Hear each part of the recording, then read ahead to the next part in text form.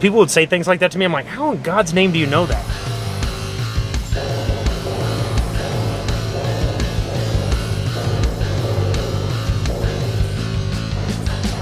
What's going on, Stop Flippers? Colin here. I am in the car today with Hungry Hank, the acquisitions manager for Alamo Home Source, and today we are working on the auction list. And before we go any further, I want to let you know there's a lot to do in the auction, and Henry's going to be walking me through this step by step, and I'm pumped because first step is you got to get a yellow book. Now, this yellow book is provided here in San Antonio. This is it right here for August 7, 2018.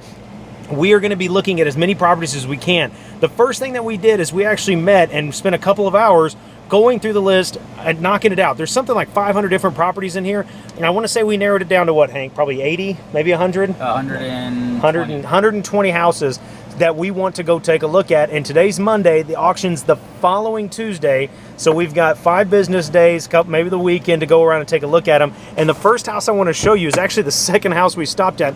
I'm absolutely loving it. So come with me real quick as we go take a look at this. Here's how this one looks. This one is a corner lot over here. Beautiful looking house, has a lot to do. And one of the most important things I want to point out about this is that it is vacant.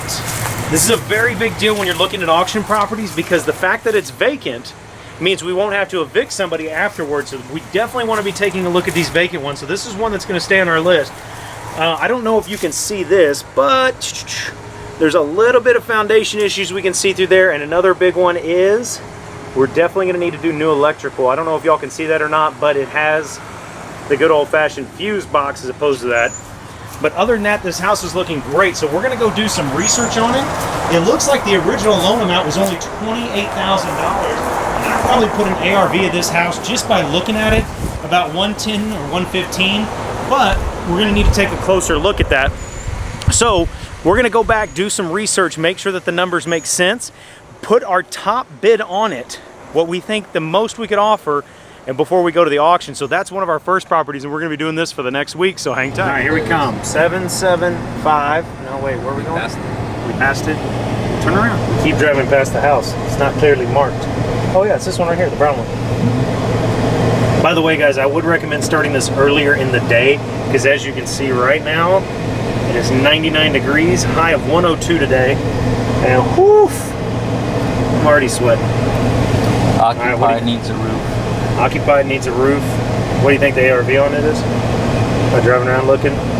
Say 90? 80. I got 80, 90. Somewhere in there? Yeah. All right, I gotta write down some notes, though.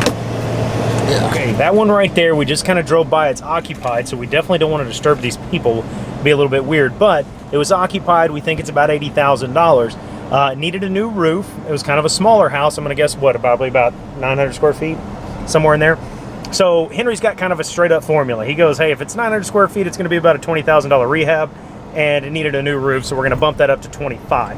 So if we think it's an $80,000 house minus 25, that puts you down to 55, plus a little bit of profit in there. So that one, our max bid's going to be about $35,000. So we wrote that down on our little piece of paper, our handy dandy notebook, and on to the next one. All right, so something else I want to talk about with this auction.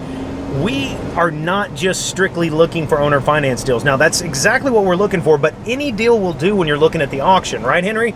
Absolutely. So we might be wholesaling some of these deals, which would be along with the $50 house, if that works out. Another thing we might do is we might flip the property. Remember, you need to have lots of exit strategies. So maybe flipping them, maybe doing this, it doesn't matter. We're looking for deals, and the auction is where you can steal some of these houses for great prices. The only catch with the auction is you have to pay cash.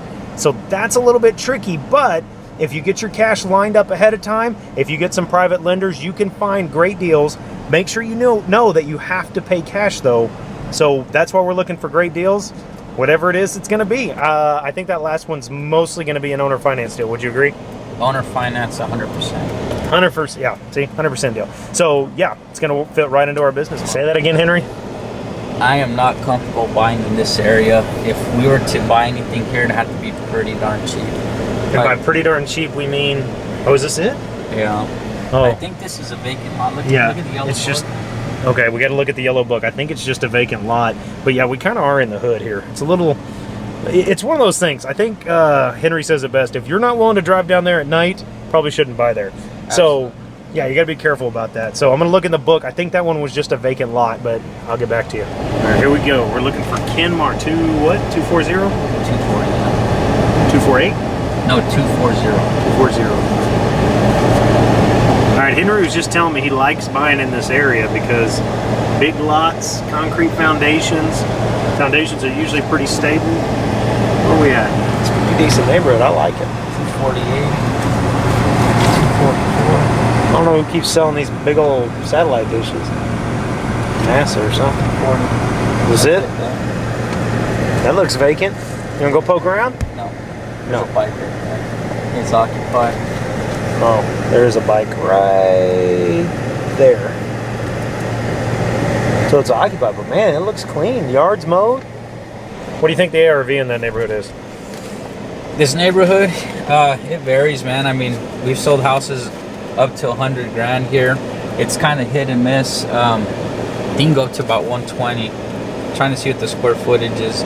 See, it's a big house, 1549 square feet. So, man, I would say it's at least 110. But I'll do a little bit more research. The roof looks pretty good on it. Great yard, great. Mature trees, the whole bit. This is why you need an expert with you. Yeah, so I'll do some research on that one, but it does need central air. So I'll write that in my notes. Good roof. By the way he knows that, people would say things like that to me. I'm like, how in God's name do you know that? Hold on, I'm gonna see if I can show you. Like, the neighbor, just looking out, I actually figured this out on my own. The neighbor has a central air conditioning unit. The subject house has got 2 window units right there. So even if he does have central in there, it probably doesn't work. So definitely needs central on it. But I love the mature trees, man. Yeah, nice yard. I like it. You really only think 110? You know, do some research? Yeah, do a little bit more research.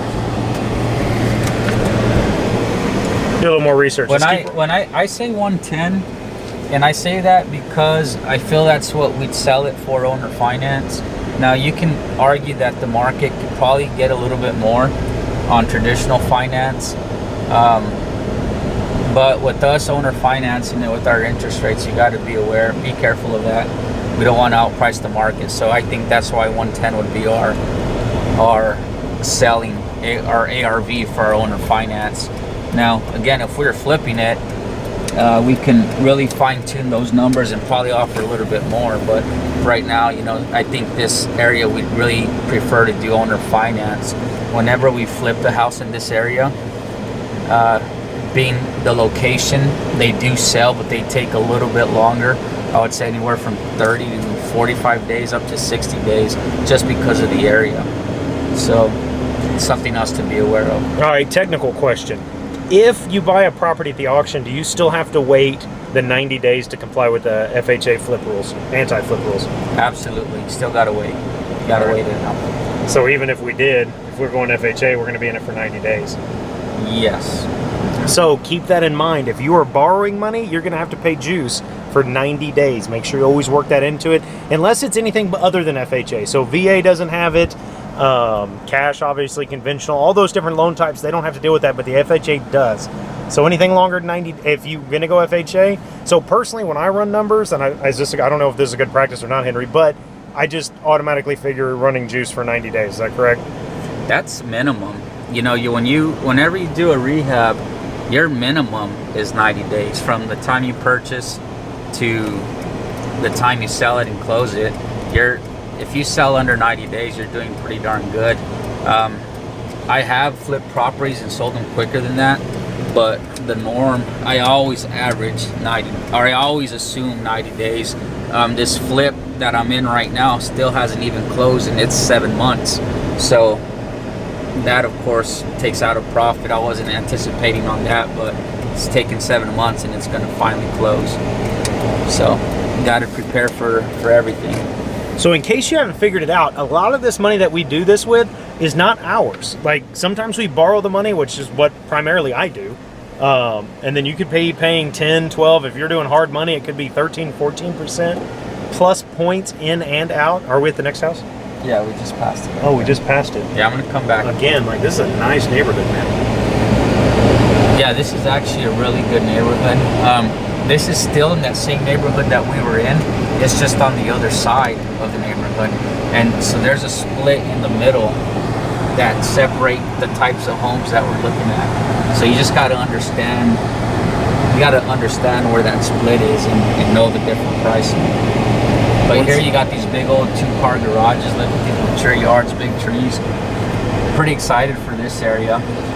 You cross the main street here and it gets a little bit, prices go up even a little bit more. So you just need to know your areas and what you're looking at. Once again, well, I've got Hank with me. Cruise around the corner a little bit. In fact, this Dysart, I'm gonna pull by this Dysart house. We actually bought this Dysart property out of the MLS. And this area was so attractive. We're able to, all we did was change the roof on it and sold it as is. It needed quite a bit of work, but a contractor bought it that was gonna live in it and do his own repairs. So it worked out for us. But you can tell, even coming a few streets over this way, the neighborhood kind of dies down from where we were just at. So we're gonna have to consider that when we put our numbers together.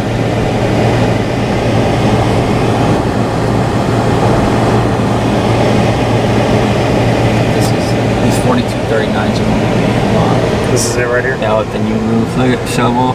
There's already a rake on the roof. Didn't do nothing to it. So anyhow, but yeah, this side of the street, I mean, just we're literally 2 streets over, and the neighborhood completely changes. You go to 1-car garages as opposed to 2-car garages. Yards are just a tiny bit smaller. So if we could land this house at the auction, that'd be a good buy. Again, you're still looking at longer days on market here though, if you're gonna do a flip. Again, one of the great reasons why you have to have an expert with you that knows the areas. You can figure a lot of this out. Don't think that you have to have a friend with you, but it does take a lot of time to do this. And I'm lucky enough to know Hank and go out and ride with him and pick up on, glean as much of his information as I possibly can. All right, we're rolling up on the house now, but it's obviously occupied, so let's take a look at it. It's the last one on the right, right, Hank? Yep. This is the last one on the right. Here we go. So not this red brick one, but this white brick. Man, it looks in pretty good shape. Probably just new shingles, new roof. Corner lot once again. And there's the fence. I guess you just like studying fences. Yeah, I'm gonna write my notes down. Corner needs roof. Put research here. Definitely want to do a little bit more research on properties like this. Being that it's a little bit nicer than what we're used to, you definitely want to put a good number on it. There's so much competition at the auction right now. You want to fine-tune your numbers. So we spend many hours driving and many hours doing research as well. So real quick, we were talking earlier off camera about your qualifications. How many houses would you say that you buy for Alamo Home Source each year? Each year I do anywhere from 90 to 100 purchases, or I would say transactions, whether that's purchasing and sales, mainly acquisitions, but I do sell, I would say right now maybe about 15 houses a year. Not too many, but I do get some sales that cross my lap every now and then. And how many do you do personally?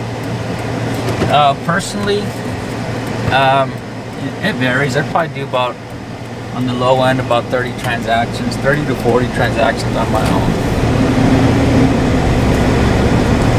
And that's a combination of owner finance, flips and owner finances mainly. So that varies, 30 to 40, I would say.